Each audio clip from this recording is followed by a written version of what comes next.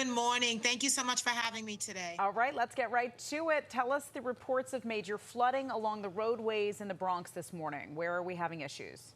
Right. So, what we typically expect whenever we have inclement weather, heavy rain, and high winds, parts of the East Bronx, City Island, the Orchard Beach area, Throggs Neck, we have several hundred customers of Con Edison that have power outages right now. So, we're monitoring that. Also, highways, Major Deegan, Bruckner, Bronx River, Henry Hudson, we usually have major flooding. So, we are warning drivers and commuters this morning. Please take your time and use extra precaution because we want to make sure that those that are traveling using the buses and subways are able to get to their destination safely, right? Yeah. Not about being on time this morning, but it's about getting to your destination safely. Yeah, you guys have certainly taken some action to help along the way. Rain sensors recently installed in these flood-prone areas, right, in the Bronx, including City Island. Yes. So how are those helpful in a time like this?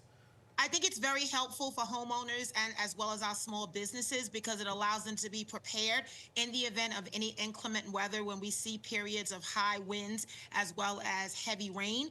Last week we had heavy rain and we had some downed trees along the Claremont Parkway area. So we're very mindful of the weather, and I'm so thankful for all of the reporting so that we can be prepared and send messages out, make sure New Yorkers are signing up for alerts from the city of New York. We're getting updates from the mayor's office and NISM to make sure that we're tracking the weather as well as making sure that our Bronxites are prepared. Just to make sure before we switch gears from the weather, you haven't seen any injuries in the Bronx because of the storm, have you?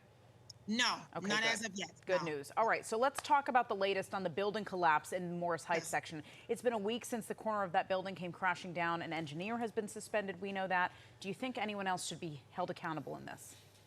I think we all have to take responsibility as a city, as an administration, of what happened here. And clearly, the structural engineer that's licensed by the state and city misdiagnosed a load-bearing column as decorative and not structural. And we know there were workers on the ground. Residents said before this building collapsed, they saw the building was shaking.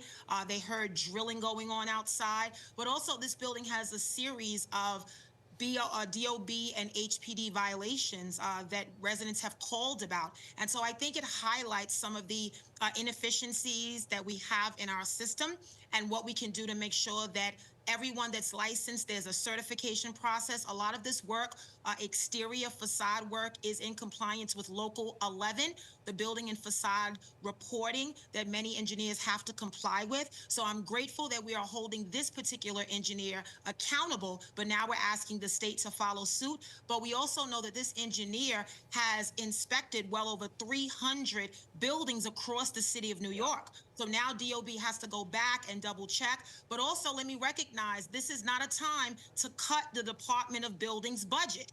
We have building inspectors, we have vacancies at DOB, and we need to make sure we maintain the staffing at DOB. Now, if we're asking them to do double the work, we cannot allow DOB to face any budget cuts at this time.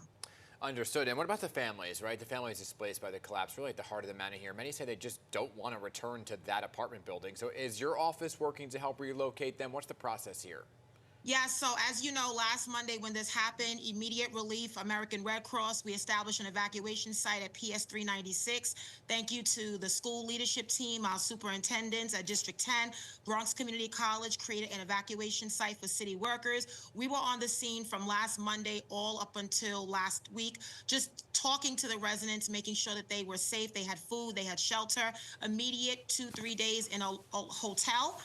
And then HPD has now taken over because we know some residents will have longer-term displacement. Last week, some of the residents were allowed to go back in their apartments to retrieve personal belongings, medicine, pets, because they ran for their lives last Monday. We're so thankful. Miraculously, no fatalities. And certainly, we have to use this as a reminder of the work that must be done. And it's the holiday season.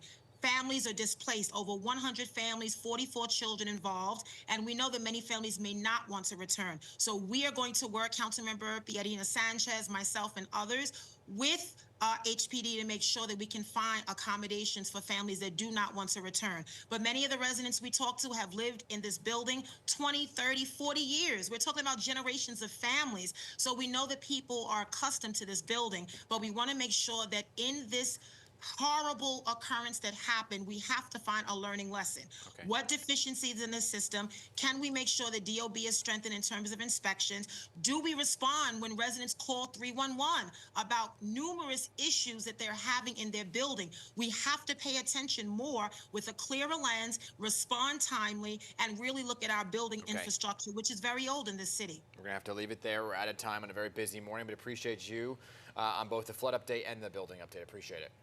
Thank you so much. Thank you, everyone. Happy holidays to you. You too. Happy holidays.